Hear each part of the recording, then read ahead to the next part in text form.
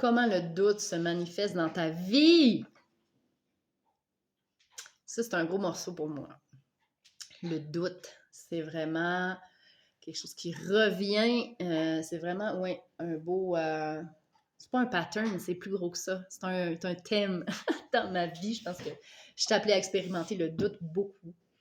Quand je suis dans ma tête, surtout, quand je réfléchis, quand j'embarque dans mon mental, quand mon ego veut me protéger avant de faire un choix relativement impactant, le doute embarque et ça m'amène à procrastiner, m'auto-saboter, à ne pas croire en ce que je suis en train de faire. Tant au niveau de la valeur, tant au niveau de la raison d'être, même si au fond de moi, je sais c'est ça qui doit être fait, qui doit être requis, qui doit être, point, être avec un grand E. Ces temps-ci, c'est vraiment une période de ma vie, notre vie familiale qui est appelée à bouger. Et là, on est comme dans la phase préparatoire, la phase de l'attente, de la confirmation de ci, de ça. Pour ceux qui sont des familles militaires, vous pouvez comprendre. Pour ceux qui vivent des saisons familiales régulièrement, c'est un thème qui revient, de faire des choix. Qu'est-ce qu'on fait comme choix pour que ce soit le mieux pour chacun des membres de la famille? Et présentement, surtout le mois d'avril 2023, pour te situer dans le temps, si tu m'écoutes en replay, c'est un mois dans lequel je me sens comme en suspens. Une opportunité de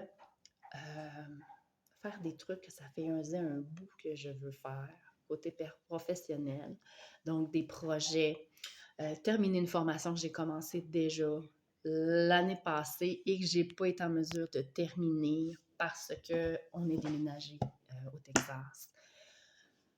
Donc, il y a ça, mais je sais que ça se peut qu'il y ait des impondérables qui arrivent au travers. Donc, c'est de m'ouvrir à peu importe ce qui va se passer et à faire de mon mieux tous les jours vers la complétion de ce projet-là, de cette formation-là qui s'en vient. Et le doute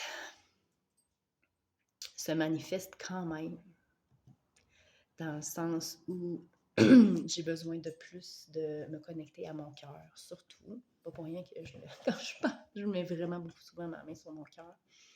Dans le sens où j'ai besoin de revenir à ma vérité, ce que j'ai envie, à me mettre des earmuffs, je sais pas comment on traduit ça, là, des écouteurs pour un peu diminuer l'intensité du bruit qu'il y a autour de moi et que je m'impose moi-même, exemple, en allant sur les réseaux sociaux et tout ça. Donc, c'est vraiment de revenir vers moi, ma vérité, qu'est-ce que je veux ici, maintenant, concrétiser et de poser action vers. Et ça m'a pris une carte d'oracle que je me suis tirée qui était action. De poser action par rapport au choix que je fais ici maintenant. Et même si je vois la tempête qui arrive en raison du choix qu'on a fait, même si je sais que ça va bouger, ça va être un peu chaotique, de poser action maintenant pour avoir l'espace requis, d'accueillir le chaos quand il va arriver. Ça m'a pris vraiment longtemps avant de le réaliser. Ça m'a pris beaucoup de déménagement, de transition de vie, d'accouchement, de nouveaux bébés, de chaos de la vie, tout simplement, pour me rendre compte à quel point, présentement, il y a une accalmie.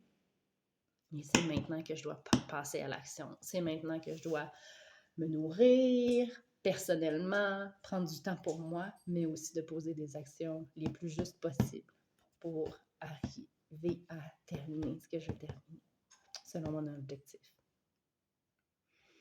Donc, je suis curieuse de vous entendre. C'est quoi votre objectif présentement? Est-ce que vous en avez un? Oui ou non? Des fois, peut-être on se sent dans le brouillard, puis c'est parce qu'on n'a justement pas d'objectif. Personnellement, ça m'est déjà arrivé, ça. Et donc, Quel est ton objectif pour on va dire 3 prochains mois? Allons avec ça. Quel est ton objectif et qu'est-ce qui se met en travers de ton chemin pour y arriver? Moi, personnellement, pour les 3 prochains mois, oui, il va y avoir ma formation. Il va y avoir mon service d'évaluation que je vais offrir à mes clients. Donc, c'est de rendre leur rapport avant que les enfants finissent l'école. Exemple. C'est de terminer ma formation avant que mon service d'évaluation commence. Avant que mes enfants terminent l'école. Parce qu'ils terminent début juin. Donc, ça me laisse moins de temps, tout simplement. De poser une action à la fois. Et je sais que pour moi, planifier est important et de suivre ce qui est planifié aussi, tout en restant flexible. Donc, et toi? Écris-moi. Je vais t'entendre.